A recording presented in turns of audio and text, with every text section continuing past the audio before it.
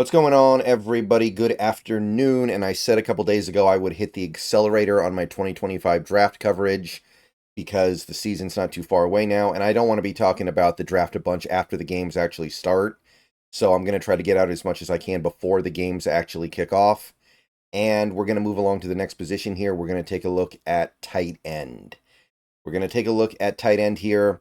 Position that we'll get through a little bit quicker than the other ones because there are fewer tight ends to look at, and tight end tends to be a little bit of a less high profile position than the others because by the nature of it, you don't have as many guys that are going really high in the draft, and you don't have as many period because teams don't have the need for the number of tight ends the way they need a number of receivers. And it's certainly not valued the way the quarterback or left tackle or edge rusher positions are. Now, I will say this, I think people are starting to prioritize tight end higher than they used to. If you look at the four teams that were in the conference title game last year, they all had really good tight ends. Sam Laporta, George Kittle, Travis Kelce, and Mark Andrews.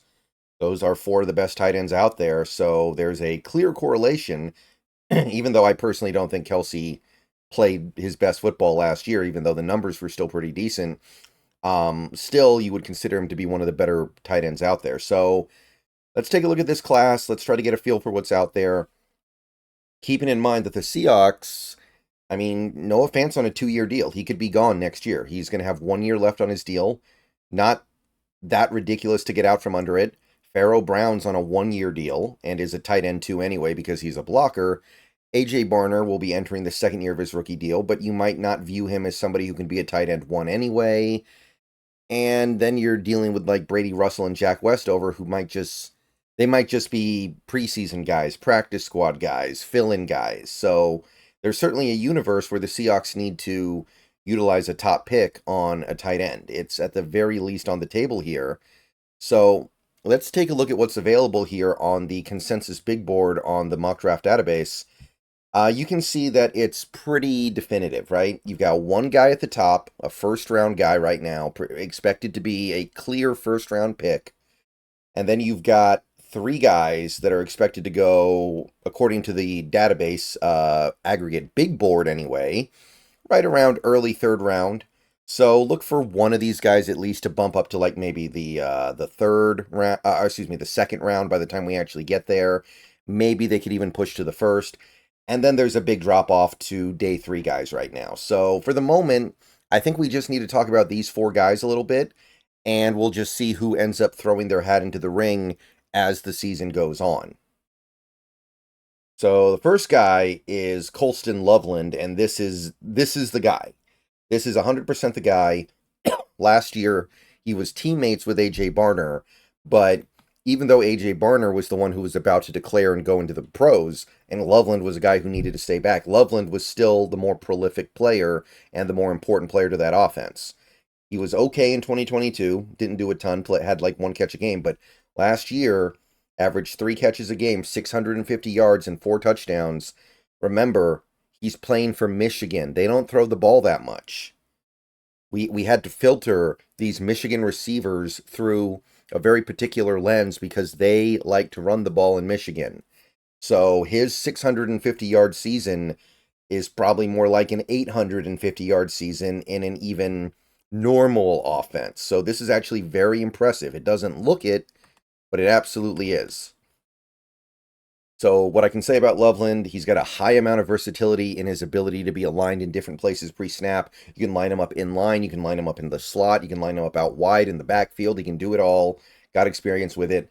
He goes in motion a lot, so if you're looking to get a tight end who's familiar with motion, he's going to be that guy because he's proven it at the college level.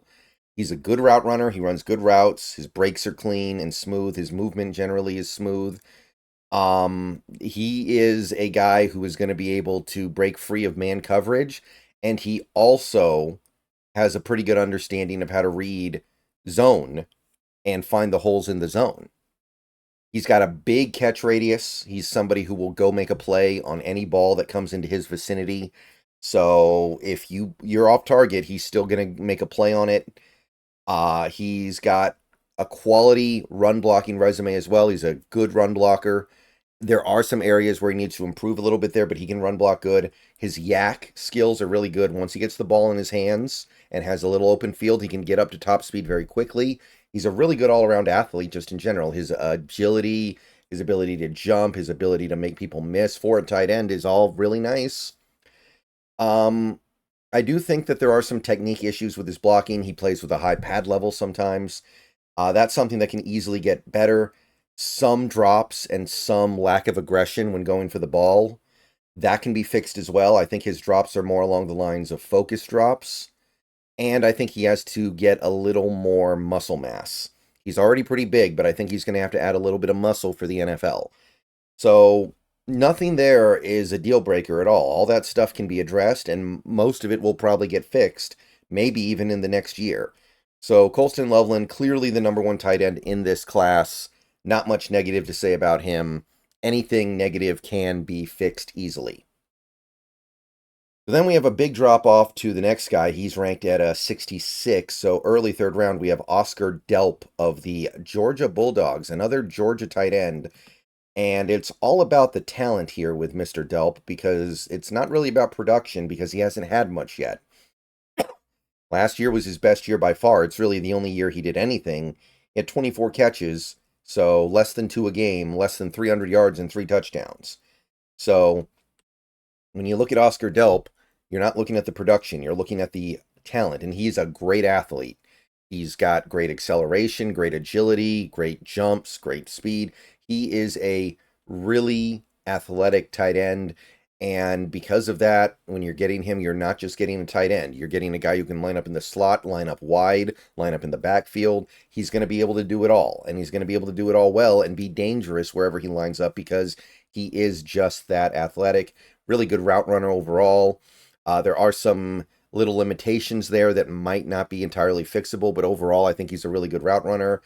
You get the ball in his hands, he's hard to bring down, very dangerous with yak, really good yak player. He should be a good blocker. I'll say that much. He has a physical mentality. He wants to finish people. He wants to put his opponent in the ground. I like the way that he plays. I like the way he approaches football. So he should be a good blocker. I will say this, as of right now, he's got to get better at it. He's got to refine it. There are still some technique issues with his blocking. Like, he does tend to disengage pretty quickly. Got to get a little bit better there. He doesn't have a lot of production, like I said, which is a fair criticism. He needs to go out there and do it this year. If he does it, then that complaint obviously completely goes away, because when you're a tight end in college football, you're probably only going to have one really good year anyway. That's just kind of how it works. And he's not as elusive as you would like in route running. Like, there is some good route running here, don't get me wrong. I think his route running is good, but he's a little bit high-hipped, and that makes you a long strider, which means you can't be quite as sudden in your movement. And that's something you can't really do that much about, potentially. That might not be fixable. So that's what separates a guy like Delp from a guy like Loveland. But he's a really good player. He's a really exciting prospect, and I can't wait to see what he does this year. He's going to be playing with Carson Beck. He's going to be playing on a Georgia team that expects to be really good again. It's just a matter of, is he actually going to go do it? But I like Oscar Delp. I could absolutely see him elevating his draft stock to like the second round or so. Not a problem. Okay, so that is Oscar Delp. Now we're going to move on to a guy I watched a decent amount last year, Luke Lachey. Or Luke Lackey. Or Luke Lachey. I don't know. But what I do know is that, I mean, hey, I said I watched him play. I didn't listen to him play. If I listened to him play, I'd probably know. But Luke Lachey, Iowa Hawkeye, another really good tight end pipeline here. Bigger guy, slightly bigger than the last two guys we looked at. Had a pretty good year in 2022 on an offense that wasn't exactly prolific, had almost 400 yards and 4 touchdowns. 2023 was probably supposed to be his big breakout year, and then he played 3 games, and then he broke his ankle, or injured his ankle. I can't remember if he broke it or not. He had 10 catches in those 3 games that he played. So the breakout was coming, and then it got derailed. So what are you going to do? What you're going to do is remember the strengths of Luke here. He's big and strong as a blocker. He's just generally, he plays very physically and very strong, and I like his blocking. He's a quality route runner as well. Good suddenness, good ability to change direction, good ability to sell a route and then give another route. He's hard to bring down in the open field. He makes plays on almost every ball that comes his way. So if you give him the ball in his he's got a big catch radius, is basically what they say. His catch radius extends out in all directions a pretty good amount. He's got good hands as well. He's not going to drop very much. He's a credible deep threat as well. He's not just one of these big, strong, lumbering guys. So you can actually send him up the seam and he's going to do damage, Noah Fant style. He's got good versatility as well. He should be able to line up in various alignments and get it done. He should be able to run different kinds of routes and get it done. Also good at finding holes in zone defense. We need to see him do it. We need to see him actually go out there and produce in a big way for Iowa this year. We need him to go out there and actually have that big year. He's going to be by far the best player on the Iowa offense this year, probably. So you got to go out there and have like the 700, 800 yard season. The injuries are a concern. He broke his ankle, or I think he broke his ankle last year. It was a pretty big injury. Got to move past that. Got to be healthy in 2024. And while he's not a bad athlete, he's not a great athlete. There is a little bit of tight end 2 stuff here, right? This might be a guy who's destined to be a blocking tight end who occasionally makes a play with the ball in his hands, like Will Dissly style. I feel like it's a little bit better than that, but he's certainly not one of these elite athletic tight ends. He's not a Travis Kelce. He's not even a Noah Fant is probably more athletic than him by a good amount, at least coming out of college. All right, so that's Luke, good tight end. And then we got one more guy we're going to look at in this video, another guy who's currently projected to be about a third-round value, Mitchell Evans. Mitchell Evans of Notre Dame, he had a nice year last year, 29 catches in 8 games. If he plays the full season, he's definitely beating 500, probably getting over 600. Only the 1 touchdown, but again, he played a little more than half the season. So if he can build on that and kind of translate his projected production last year into actual production this year, he should be one of the top tight ends in the country in production, at least. So he's got NFL caliber size already. This site actually lists him out as being a little smaller than he is. I think he's over 250. He's got great hands. He's got good ball skills, really good at making sure he catches the ball away from his body, really good at plucking the ball out of the air in even in traffic, even in contested catch situations. Really good understanding of how to read and react to zone defense. He sees where the defenders are going and realizes, okay, if they're here and they're here, I'm going to be going here and I'm going to be open. He gets that kind of stuff.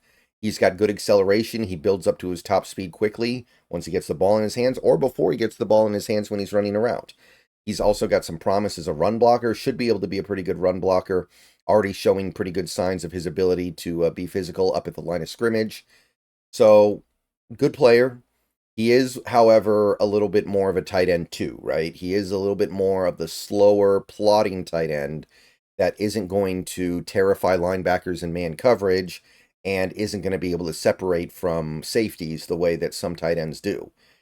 His routes are not great either. His routes need a little bit of work. His suddenness when running a route needs a little bit of work. His ability to move suddenly.